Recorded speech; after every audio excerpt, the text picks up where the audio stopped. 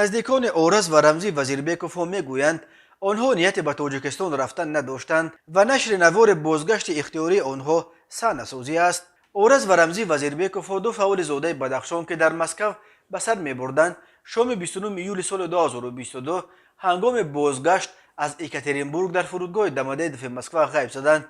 صبح 31 آگوست هر دو در یک ویدیوی کوتاه از جانب صحیفه های ترول های نزدیک به مقامات امنیت تاجیکستان از فابریک جواب نشر شد ظاهر شده گفتند که گویا خودشان با اختیار خود به تاجیکستان برگشتند و به مقامات تفتیشاتی حاضر شدند تا به سوالهای مقامات درباره رویدادهای اخیر بدخشان پاسخ دهند.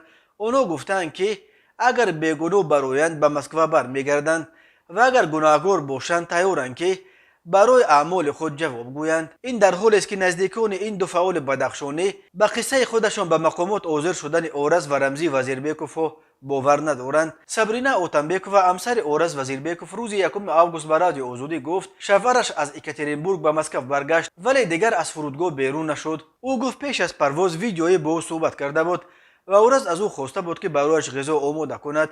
پرواز 2.5 ساعت دوام کرد. هواپیما نشست و او از آنجا باز با من صحبت کرد. اشاره هم نکرد که تحت تعقیب قرار دارد یا نگران است یا نیت به تاجیکستان رفتن را دارد. تقریبا پس از 20 دقیقه زنگش زدم. تلفنش دیگر خاموش بود. پیامک فرستادم نخوانده است و با همین دیگر تا حال گپ نزدیم، میگوید صبرینا اوتنبیکوف. همسر اورز وزیربیکوف به آزادی گفت اورز بارها تاکید کرده بود که اگر روزی در تاجیکستان پیدا شد باید همه دانند که او با خواهش خودش برنگشته است. بنا به اطلاع رادیو آزادی نزدیکان رمزی وزیربیکوف نیز معتقدند که او اختیاری به تاجیکستان نرفته است و نوار نشر شده صحنه‌سازی است. اورز و رمزی وزیربیکوف بعد گردهمایی اعتراضی زادگان بدخشان در نزد سفارت تاجیکستان در مسکو که 25 نوامبر سال 2021 دایر شد با نشر مراجعتنامه‌های ویژه گفته بودند که مقامات تاجیکستان در پی از روسیه بردن آنها شدند. آنها هشدار داده بودند که اگر روز در تاجیکستان پیدا شوند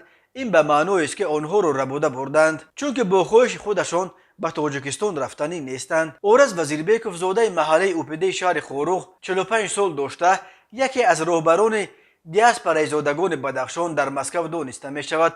رمزی شاگونوف 35 سال داشته زاده نویه مرغاب است و در اینترنت پیرامون مسائل بدخشان دائما با نگاه انتقادی اظهار نظر میکرد. او یکی از آنهایی بود که جریان اعتراض را در نزد سفارت تاجیکستان در اینترنت به طور مستقیم پخش میکرد. اما در ویدیوی صبح 31 ایول نشر شده هم اورز وزیربیکوف و هم رمزی وزیربیکوف که با زبان روسی و تاجیکی سخن میکردند گفته بودند که صبح 30 ایول خودشان با اختیار خود به تاجیکستان آمدند تا در نزد قانون جواب دهند. در چه شرایط ثبت شدن این ویدیو معلوم نیست. این هم معلوم نیست که کدام نیاد به استرداد این دو فعال بدخشانی از روسیه نویل شده است و مشخصا به چه عیبدار میشوند. مقامات روسیه و تاجیکستان تا کنون درباره استرداد این دو نفر اظهار نظر نکردند.